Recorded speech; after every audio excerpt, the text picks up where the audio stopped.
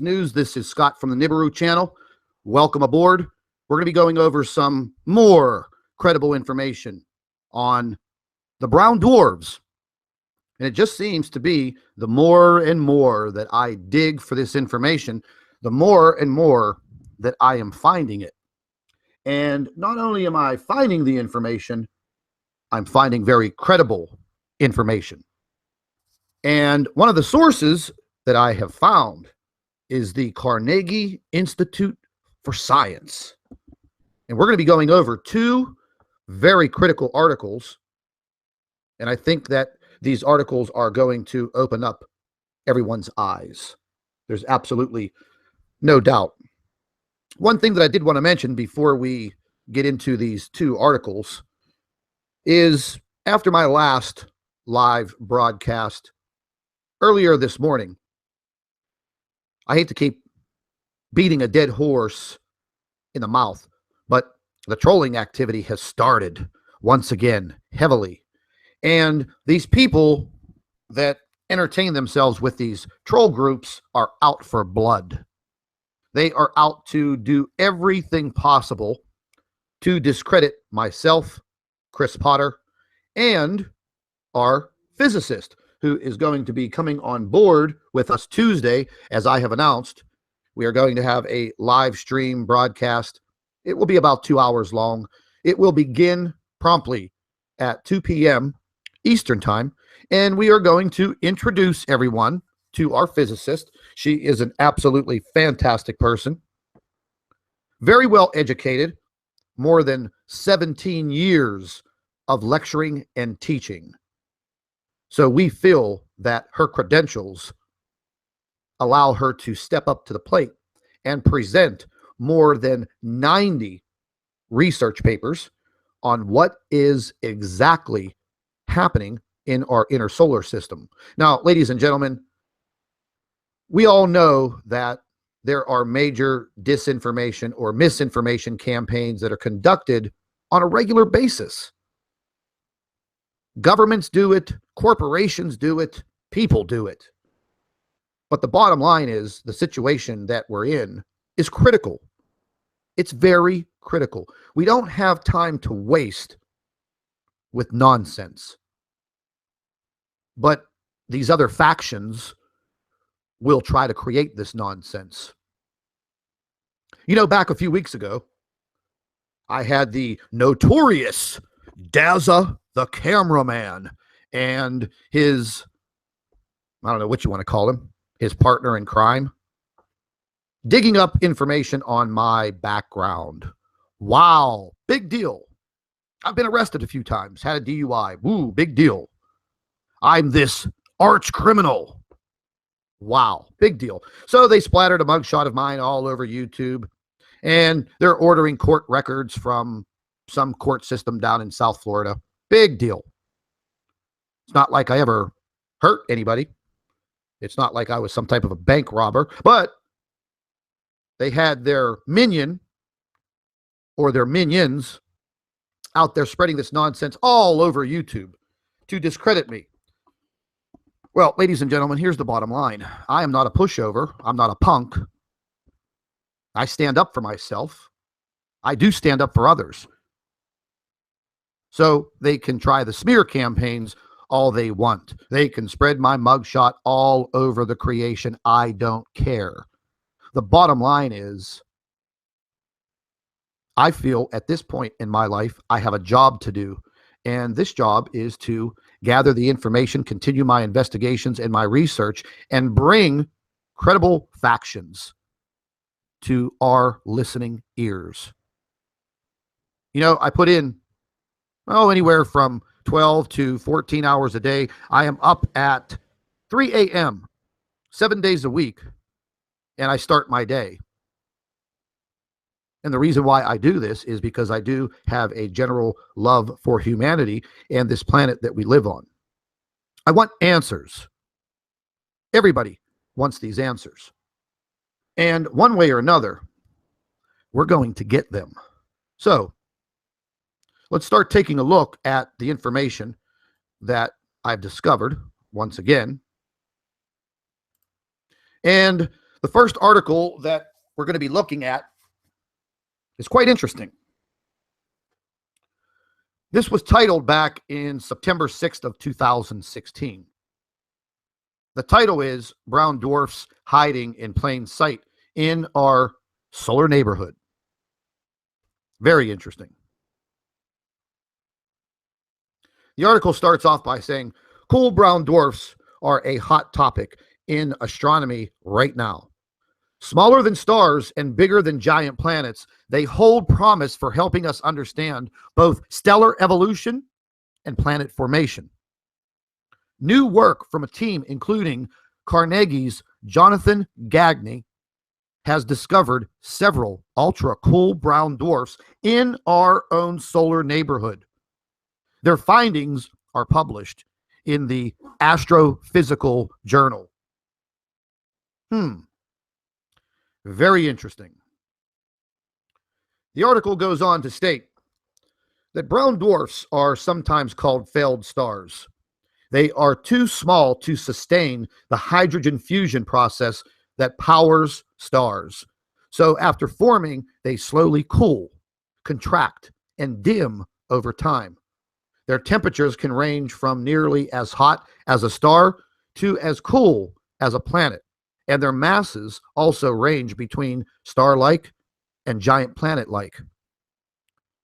They're fascinating to astronomers, or amateur astronomers, for a variety of reasons, mostly because they can serve as a bridge between stars and planets and how the former influences the latter, particularly when it comes to composition and atmospheric properties. But much about them remains unknown. Now, once again, ladies and gentlemen, I hate to keep beating a dead horse in the mouth, but I have to. There are a lot of people out there that want to spread disinformation. They want to try to debunk everything that you say related to Planet X, what's going on in our inner solar system, and what's happening with our Earth. Well, I'll just use this phrase. Right now, it is the sign of the times.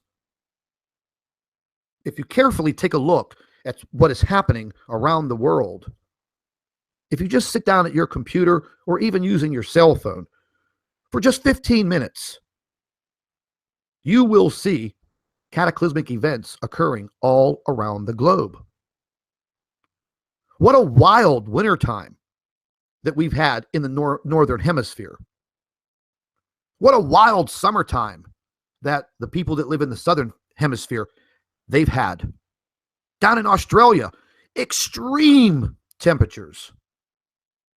In the northern hemisphere, in the United States, we had a little mixture of everything. On the East Coast, we had 60-degree temperatures, 65 the day after Christmas. It's like springtime all through the winter. I didn't mind it. The same thing over in Europe. But there were areas on this globe that had extreme cold. Some countries had a taste of snow and wintertime, and they've never seen in a lifetime. Ocean temperatures around the world steadily on the rise. Wild weather everywhere. Earthquakes, volcanoes, rogue waves. So what's next? We've already seen a considerable increase in meteor activity over the past 18 months. I believe this year, the JPL, searching for near-Earth objects, I can only imagine that office is going crazy because there are objects just coming out of nowhere and streaking across the sky. What's next? A major impact? Excuse me. Eventually, the laws of probability are going to take its course with these meteors and these near-Earth objects, and we're going to have an impact. The video that I did today concerning the catastrophic earthquake in New Zealand, which was a 7.8 magnitude earthquake, and downplayed by the governments and the media because they really didn't want you to know what actually happened in that beautiful island country. And if you watched my video on it, I detailed the scientific information that came out, and wow, it was pretty shocking.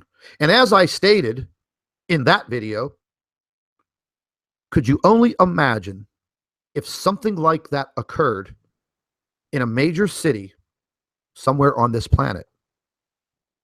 Not out in the beautiful rolling hills of New Zealand, but in a major metropolitan city like Los Angeles or San Francisco, where there are millions of people at risk. And all of these agencies, the alphabet soup agencies, they're scrambling and they have the data. They know exactly what's happening. But they're not giving us the whole story.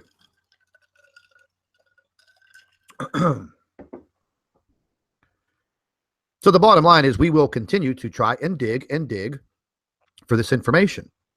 Now, we're going to go ahead and jump back to this article because there's a little bit of a video here, and the video is quite intriguing. I think you'll find it very interesting. Excuse me, ladies and gentlemen. I have that dry throat. Now, this video is going to just go over a little bit of the mechanics of the brown dwarf formation.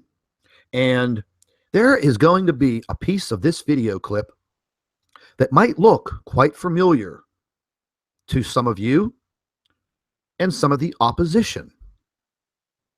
Now, I didn't put this video together. I didn't put this video in this article. And before we even get to it, let's pan down here and we're going to show you. This was provided by the Carnegie Institute for Science. Prestigious school. Fantastic. Very credible. Now, what you're about to see, I'm going to go ahead and bring this to full screen. What you're about to see is what they've put together. So let's take a look at it.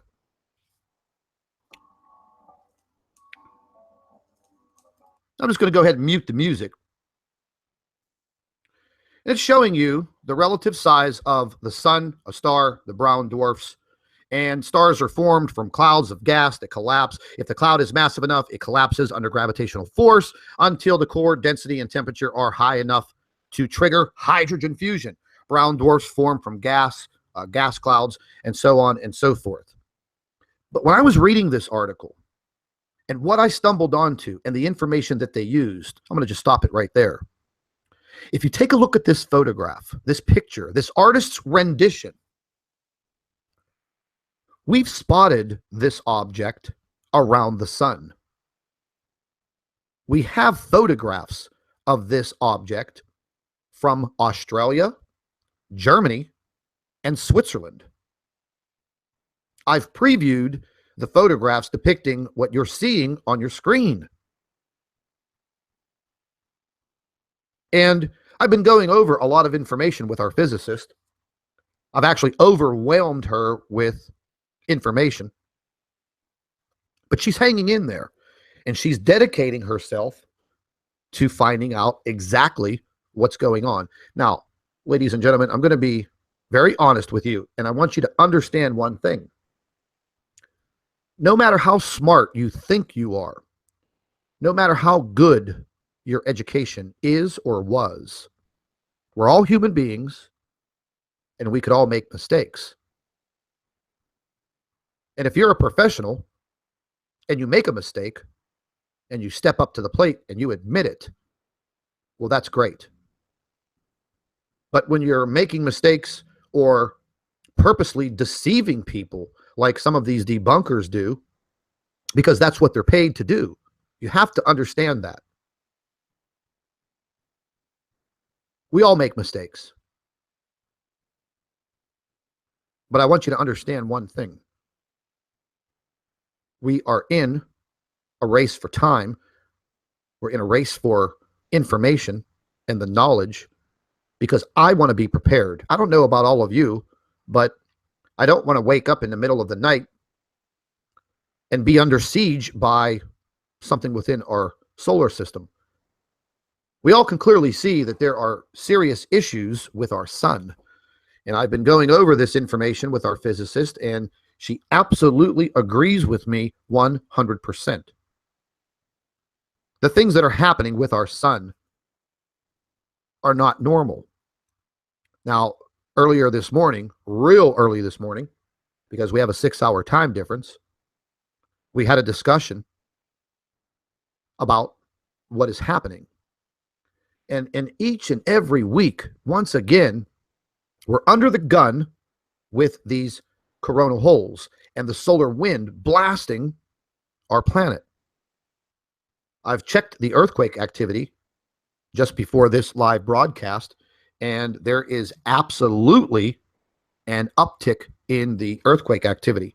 I mentioned this earlier, that the earthquake data that's being released, we have a very good feeling that they are downplaying and manipulating this data dealing with the magnitude of these earthquakes, keeping them below a magnitude 5. Why? Well, ladies and gentlemen, if all of a sudden the earth is riddled with magnitude 6, 6.5, 6.8 earthquakes, well, that's going to draw the attention of people around the world and media sources, which we can't even believe the media anymore. So we try our best to gather this data. But I want to go ahead and continue playing this short video clip, because we're going to find something that they used in this video that's very interesting. So let's continue. It says, although they can be as hot as stars when formed, without fusion to sustain them, they cool over hundreds of millions of years. Old brown dwarfs can be as cool as room temperature and support atmospheres with methane and water vapor. Brown dwarfs radiate mostly in infrared light. Now, I'm going to stop it right there. This is the 4-star infrared camera. It's just us astrophysicists mainly study them with infrared cameras. What we found out, and you're going to see in another article that was published, they say that these brown dwarfs, you cannot see them. They're kind of invisible because they do not emit their own light like a regular star, like our sun. And this has been kind of the philosophy of these scientists for quite a while. But however, more information is coming out that these brown dwarf stars are very powerful magnetically. They're just like big magnets in space. They attract everything. They manipulate everything. And if they get next to a host star like our sun, well, all hell breaks loose. Now, this isn't something that happens very rapidly. It happens over time. And when the brown dwarf has moved closer, a magnetic portal connection between the sun and the brown dwarf will occur. We think that it had occurred last year sometime, possibly even sooner. Because of all of these coronal holes, they are like open lesions and scars on the sun. When these coronal holes open up, we are showered with this solar wind of particles from the sun, which therefore heat the internal core of the earth, causing earthquakes and volcanic activity. I mean, we could even have a crustal displacement. That would be something that would be catastrophic for our planet. So we don't have the right to know that something like this might occur? Huh. Well, that's just nice. But we're finding out through our research and our investigations that these pretty brown dwarf stars can also start to emit their own light. When they get close to a sun, such as ours, it's almost like they took a Viagra and they're rejuvenated. It takes some time, but it can happen. Scientific evidence has proved it. But yet you'll have these so-called amateurs that come out and state that there is no brown dwarf in our solar system. There is no brown dwarf close to our solar system. However, all of these credible scientists and physicists and astrophysicists from around the world are disagreeing with you. They are publishing papers and articles such as what you are looking at now.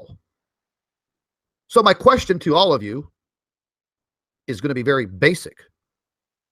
Are you going to believe an amateur astronomer on YouTube who debunks Planet X videos, or are you going to believe people that trained for half of their life, studied and educated themselves, and these people conduct legitimate research at universities? Are you going to believe them, or are you going to believe the little Astro Boy that has a debunking channel on YouTube and possibly even a telescope? I don't even know. But these scientists, it seems over the course of the last 10 years, they've had this kind of suspicious, what's the word I'm looking for? Like all of a sudden, they just had this interest in these brown dwarf stars over the past 10 years. And they have been scattering for this information and this research. Every single one of these universities, in order to conduct this research, they have to be funded. They have to be funded. Money.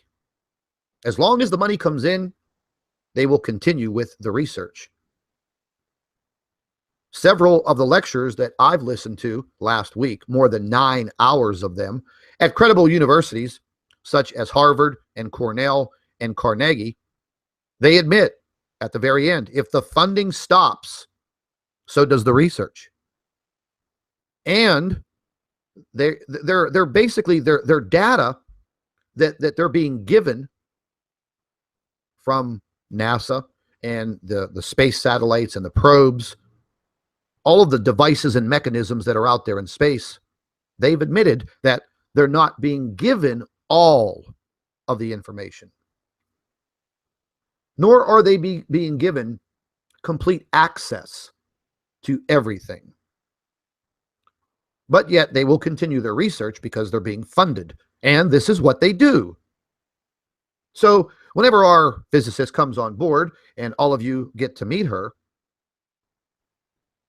you're going to be talking to and listening to an individual that's dedicated almost 20 years of her life into physics and science. So I don't know how much more credibility that anyone would need. But I don't see too many other professional astronomers stepping up to the plate and talking about this Planet X factor.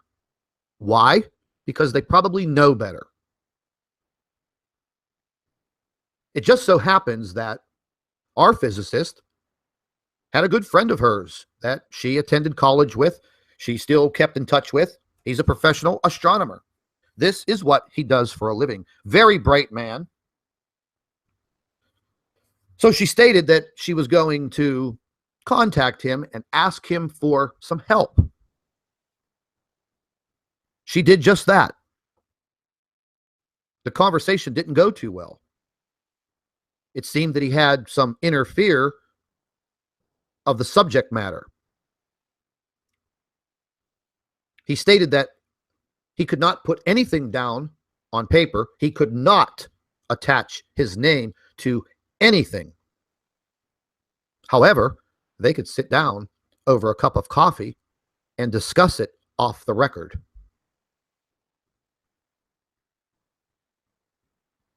So that just goes to show you, ladies and gentlemen, that there is a worldwide cover-up to hide this information from the world. What are we actually in for? I've been studying this subject matter now in depth. This is my 14th year. So, when you have these crackpots out there that tell you and that make these rude comments that Scott does not know what he's talking about. Well, Scott does know what he's talking about. I don't have access to all of the technology that these astronomers and astrophysicists and physicists have. I'm not part of these huge collegiate research programs that are funded by whoever, the government, private research, whatever. But I do the best that I can. And I think that I do come up with a lot of credible information. And there are the people out there that will sit there and tell you that they know for a fact that there is nothing in our solar system disturbing the sun because they've seen the evidence. But when you ask them to show you the evidence, then the smear campaign comes out. They tried to do it to Steve Olson. They've tried to do it to VP Earthwatch. Even Dutch Since is having problems with his earthquake forecasting, and that guy does a fantastic job. So why would someone try to discredit him when he's simply forecasting earthquakes to possibly warn people and save a life? That's pretty despicable, if you ask me. It's really not the way that God, Jesus Christ, taught us to be. They never stated in preachings and writings to be despicable to your fellow man and woman. But that's what's happening. Let's move on a little bit in this video. This is just showing some of the technology, the infrared technology used to examine and see these cameras, see these brown dwarfs with these cameras. Now, right here, it's telling you that these cameras need to be cooled down to minus 196 degrees Celsius, minus 321 degrees Fahrenheit with liquid nitrogen so that they are not blinded by their own thermal radiation. Pretty sophisticated stuff. Let's move on.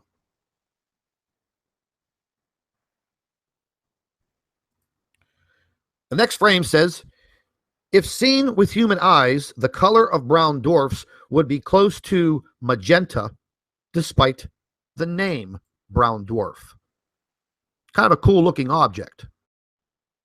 Now, the next frame says, but if seen through infrared eyes, they can take a large variety of colors that depend on their ages, masses, and composition. So there is a lot of information for the scientists to actually study if given the right equipment.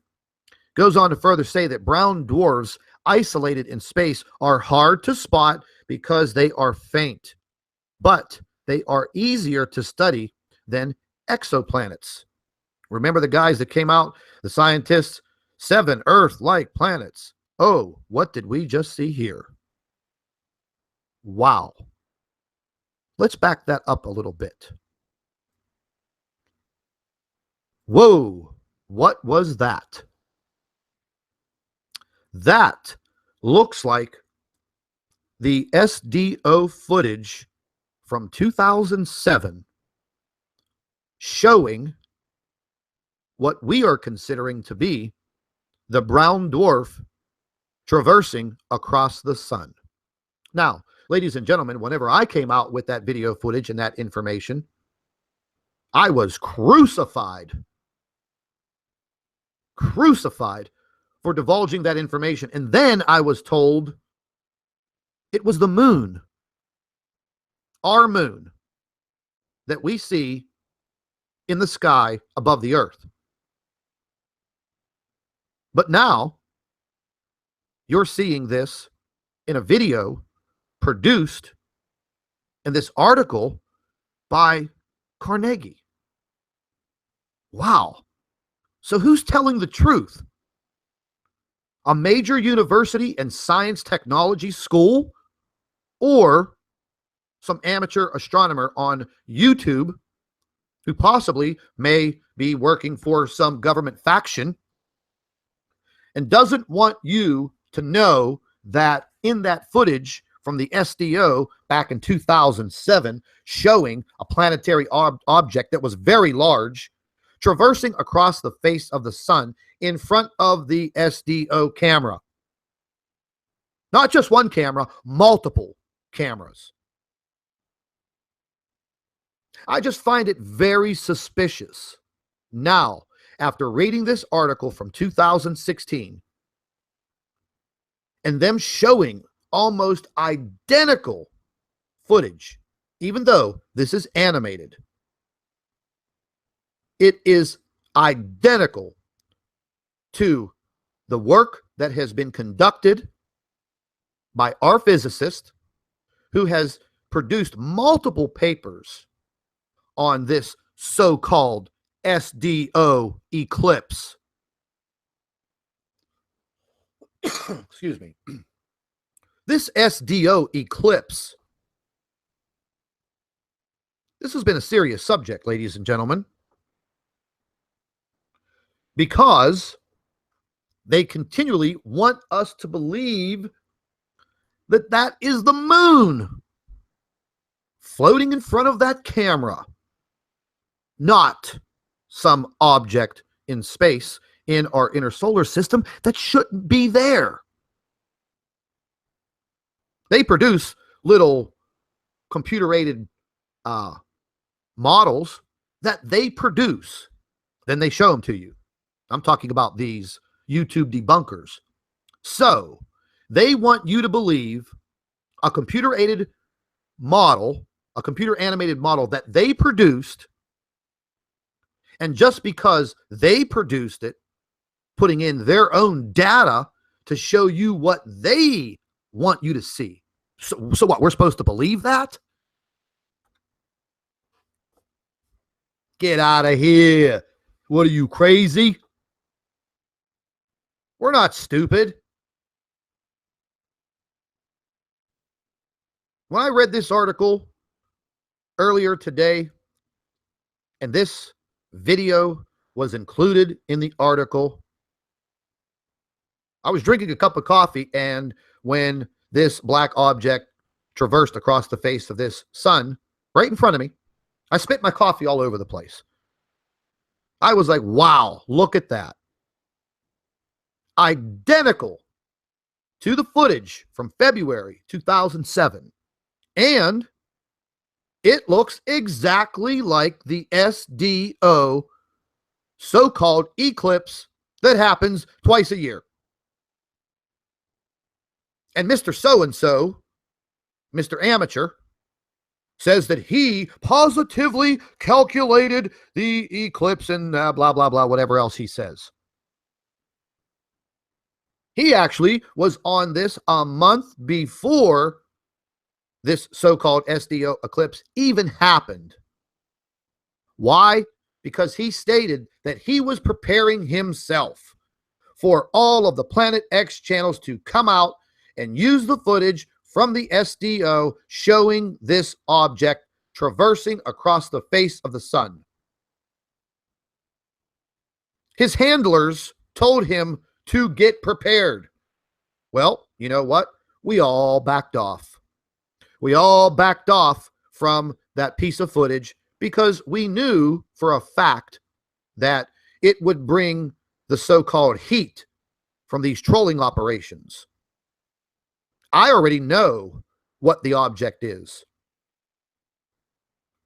When it traverses across the sun and the SDO camera catches it twice a year, I already know what it is. I don't need a scientist or an astrophysicist or an astronomer to tell me what it is, because I know what it is. And it sure as hell isn't the moon. So I can't wait to hear some of the comments from some of these individuals. I guess they're, the next thing they're going to say is, oh, that's just fake. That's just fake. Scott's crazy. He just wants your money. You don't see me over here asking for donations, do you?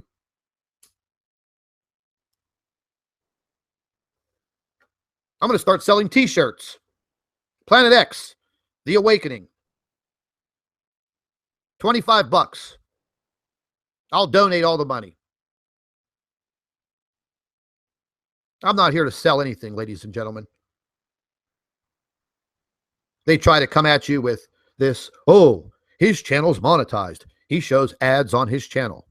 Whoop-de-freaking-do. So do the other debunking channels. You don't pay for it. The advertisers pay for it. It's part of YouTube. It's a corporation. It's a moneymaker. So, ladies and gentlemen, what you're seeing on your screen, and let's roll that back, because I just want to rub that in just a little bit more. Boy, look at that. Whoo! Ooh! What is that? Uh-huh. Well, that looks like a brown dwarf that just passed in front of the sun. Almost identical to the SDO footage. What do you have to say about that? I'm sure they'll have something to say. But anyways, let's keep on moving with our information.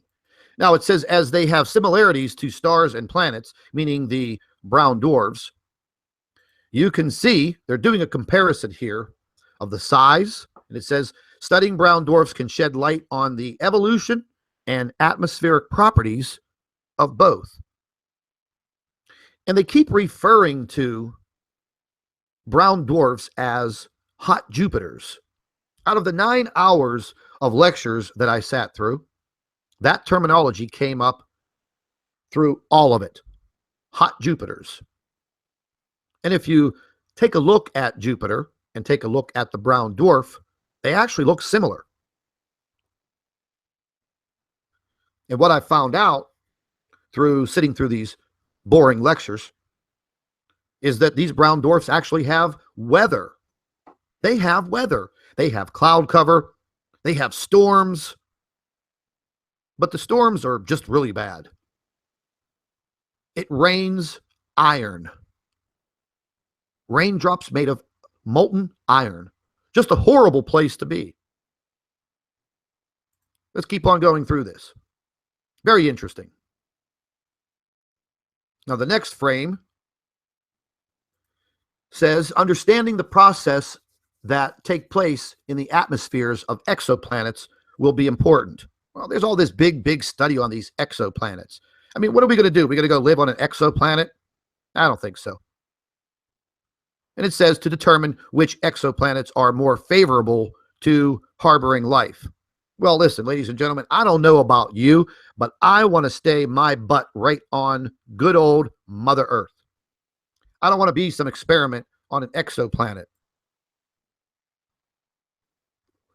But I think they're leading us into some type of disclosure. Some type of disclosure. So once you see, very broad, right in your face, Carnegie science. Okay, so we know that this is a piece of credible information. Very credible. Now I'm going to pan back up here. We're going to exit out of there, and we're going to take a look at another article very quickly. 23-million-year-old brown dwarf flashes brighter than the sun's most powerful flares. Let me repeat that. Flashes brighter than the sun's most powerful flares. What is that telling us? That's telling us that they have seen scientifically that a brown dwarf has the ability to shine. It has the ability to shine. This article was released on June 13th, 2016. Boom. These debunkers laughed at us, producing photographs and video from around the world showing very odd and crazy looking anomalies in the sky. You know, what look to be like round planets, but they're not our planets. Well, I guess in a sense, we're all amateurs because we really don't know for a fact what is out there. But yet, when these individuals state that they know for a fact that there's nothing in our solar system, well, they're lying. They're lying through their filthy, dirty teeth. This looks like this would be Astro Boy's big brother. Sorry about that. But anyways, this guy's a professor at the University of Delaware, and he's uncovered and discovered an ultra cool brown dwarf star that can generate flares stronger than the sun's. He discovered it. He proved it. Now, it states that although astronomers often refer to brown dwarfs as failed stars, scientists at the University of Delaware have discovered that at least one of these dim celestial objects can emit powerful flashes of light. Once again, boom, that's in your face. So the other faction is telling us that if there was a brown dwarf in our solar system, you wouldn't see it because they don't emit light. Well, this very smart-looking gentleman on your screen, who is a professor at a university, begs to differ with you. And his findings have been published not more than a year ago. And I have so much more of this information from all of these universities and all of these brainiacs that are now investigating and have been investigating this for quite some time.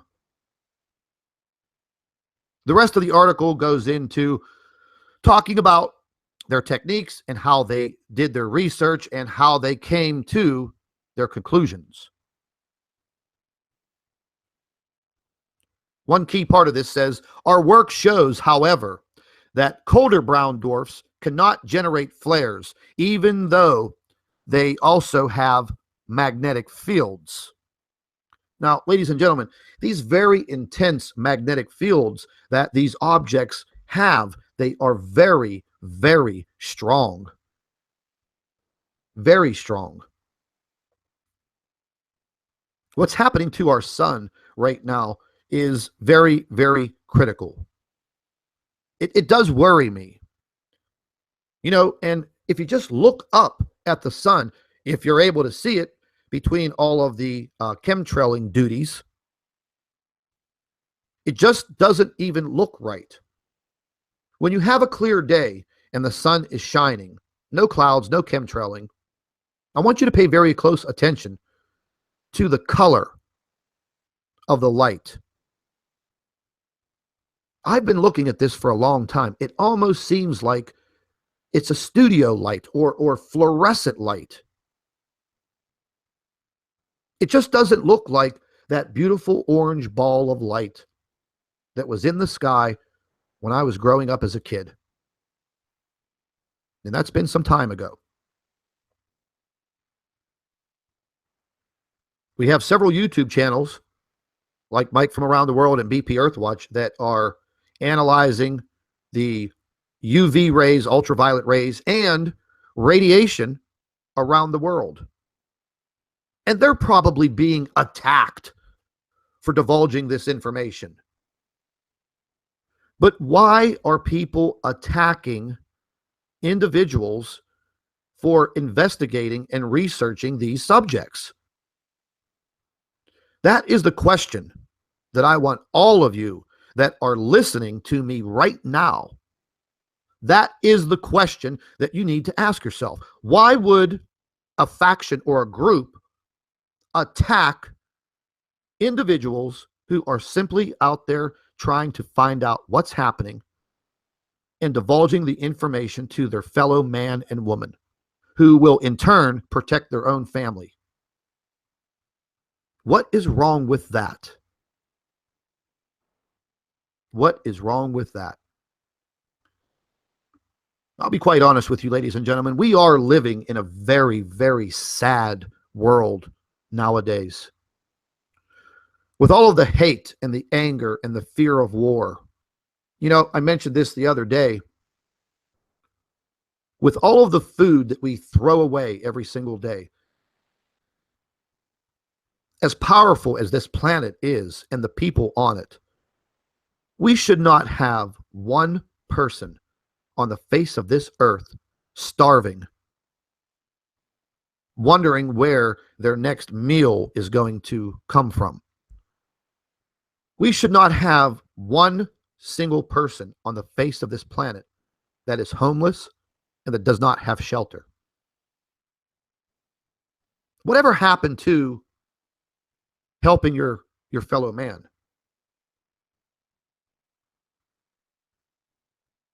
I know there's a lot of us out there that have beautiful hearts, and we can't save the world.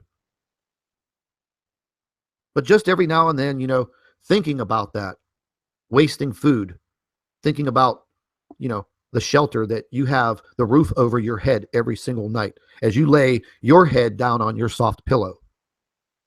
Why is there so much hate for individuals that are simply investigating something, putting their mind to science? When did science become so bad? They claim because we're misrepresenting it. But who are they to say that we are representing it? Who are they? I mean, what are they? The ambassadors of Planet X YouTube debunkers? One of these individuals actually made that statement. Said that he wanted to be the ambassador to the Planet X community on YouTube. Oh, God. What a joke. Do we have time for a puppet ambassador? Hell no. Every waking moment that we have living and breathing on this planet is in jeopardy. Do you want to be surprised when it drops in your lap? I don't think so. As I've mentioned before, I don't have a lot of time in the course of my day to sit in the comment section and try to defend myself with all of the slanderous remarks and blah, blah, blah. One thing that I did want to do is I wanted to thank every single one of you that take the time to defend me. I really appreciate it. I enjoy reading your comments. And I just wanted to give a little shout out to three individuals. And, they've really come on board. And over the last 24 hours, man, these guys have really been defending me. And they're taking it to the street. And I love it. Factinator 33. Bill Daly. And Gavin. Hey, man, I love you guys. You are absolutely fantastic. Brothers for life. I hope you're watching this video and take what I'm saying as sincerity. I thank you. I thank every single one of you that stick it out in the comment section with these hideous individuals, and you stick up for me because I can't be there all the time. And it's when I'm not there that they spew their hatred. And please keep it in the back of your mind. If there ever comes a point in time and I have to defend any one of you, you can guarantee that I'll be there and I'll defend you to the end. I speak all the time of being united as a people. That is the only way that we will be able to maintain control. Right now, the elite have the control over everything going on around the world. But this planet doesn't belong to them. This planet was given to us by God, and this is where man lives. And we cannot allow our planet to be destroyed by hateful, sickening, disgusting, Luciferian, worshiping people. Because that is exactly what these ignorant scum are. I truly believe that.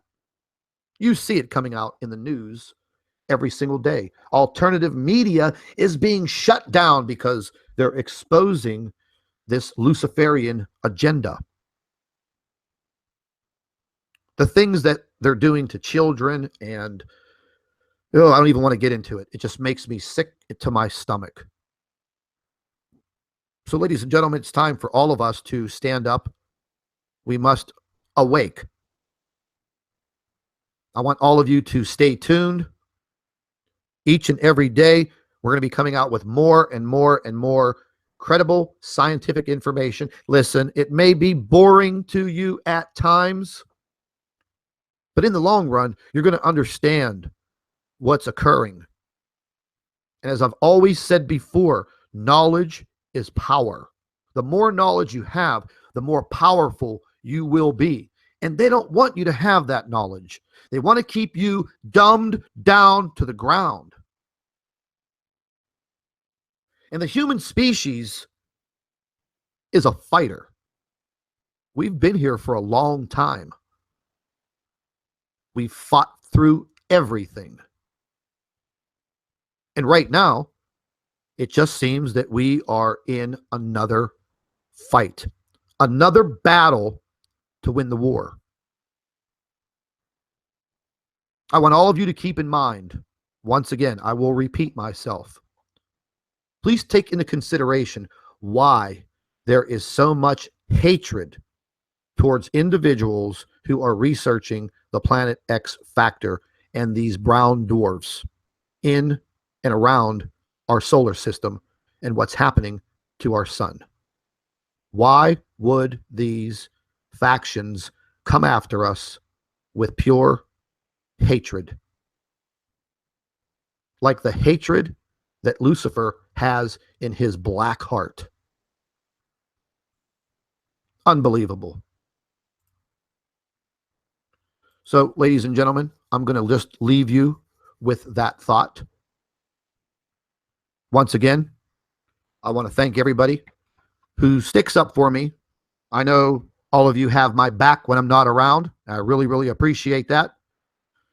Once again, big shout out to Factinator 33, Bill Daly, and Gavin. You three guys, man, I love you. Keep up the good work. And you have my blessing to continue smashing down the hatred that these individuals spew.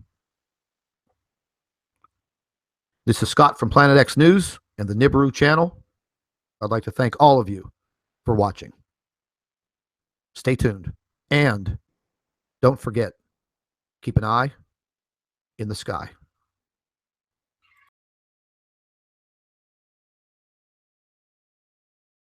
Hello, everybody. Welcome back to Planet X News. This is Scott from the Nibiru channel. Welcome aboard. We're going to be going over some more credible information on the brown dwarves.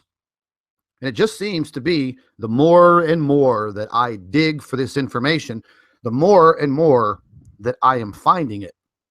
And not only am I finding the information, I'm finding very credible information. And one of the sources that I have found is the Carnegie Institute for Science. And we're going to be going over two very critical articles. And I think that these articles are going to open up everyone's eyes. There's absolutely no doubt. One thing that I did want to mention before we get into these two articles is after my last live broadcast earlier this morning, I hate to keep beating a dead horse in the mouth, but the trolling activity has started once again heavily. And these people that entertain themselves with these troll groups are out for blood. They are out to do everything possible to discredit myself, Chris Potter, and our physicist, who is going to be coming on board with us Tuesday. As I have announced, we are going to have a live stream broadcast. It will be about 2 hours long. It will begin promptly at 2 p.m. Eastern time, and we are going to introduce everyone to our physicist. She is an absolutely fantastic person, very well educated, more than 17 years of lecturing and teaching. So we feel that her credentials allow her to step up to the plate and present more than 90 research papers on what is exactly happening in our inner solar system. Now, ladies and gentlemen, we all know that there are major disinformation or misinformation campaigns that are conducted on a regular basis. Governments do it, corporations do it, people do it. But the bottom line is the situation that we're in is critical. It's very critical. We don't have time to waste with nonsense. But these other factions will try to create this nonsense. You know, back a few weeks ago, I had the notorious Dazza the cameraman and his, I don't know what you want to call him, his partner in crime, digging up information on my background. Wow, big deal. I've been arrested a few times, had a DUI. Woo, big deal. I'm this arch criminal. Wow, big deal. So they splattered a mugshot of mine all over YouTube, and they're ordering court records from some court system down in South Florida. Big deal. It's not like I ever hurt anybody. It's not like I was some type of a bank robber, but they had their minion or their minions out there spreading this nonsense all over YouTube to discredit me. Well, ladies and gentlemen, here's the bottom line. I am not a pushover. I'm not a punk. I stand up for myself. I do stand up for others. So they can try the smear campaigns all they want. They can spread my mugshot all over the creation. I don't care. The bottom line is, I feel at this point in my life, I have a job to do. And this job is to gather the information, continue my investigations and my research, and bring credible factions to our listening ears. You know, I put in, anywhere from 12 to 14 hours a day. I am up at 3 a.m., 7 days a week, and I start my day. And the reason why I do this is because I do have a general love for humanity and this planet that we live on. I want answers. Everybody wants these answers. And one way or another, we're going to get them. So let's start taking a look at the information that I've discovered once again. And the first article that we're going to be looking at is quite interesting. This was titled back in September 6th of 2016. The title is Brown Dwarfs Hiding in Plain Sight in Our Solar Neighborhood. Very interesting. The article starts off by saying, cool brown dwarfs are a hot topic in astronomy right now. Smaller than stars and bigger than giant planets, they hold promise for helping us understand both stellar evolution and planet formation. New work from a team including Carnegie's Jonathan Gagne has discovered several ultra-cool brown dwarfs in our own solar neighborhood. Their findings are published in the Astrophysical Journal. Very interesting. The article goes on to state that brown dwarfs are sometimes called failed stars. They are too small to sustain the hydrogen fusion process that powers stars. So after forming, they slowly cool, contract, and dim over time. Their temperatures can range from nearly as hot as a star to as cool as a planet. And their masses also range between star-like and giant planet-like. They're fascinating to astronomers, or amateur astronomers, for a variety of reasons, mostly because they can serve as a bridge between stars and planets, and how the former influences the latter, particular when it comes to composition and atmospheric properties. But much about them remains unknown. Now, once again, ladies and gentlemen, I hate to keep beating a dead horse in the mouth, but I have to. There are a lot of people out there that want to spread disinformation. They want to try to debunk everything that you say related to Planet X, what's going on in our inner solar system, and what's happening with our Earth. Well, I'll just use this phrase. Right now, it is the sign of the times. If you carefully take a look at what is happening around the world, if you just sit down at your computer or even using your cell phone for just 15 minutes, you will see cataclysmic events occurring all around the globe. What a wild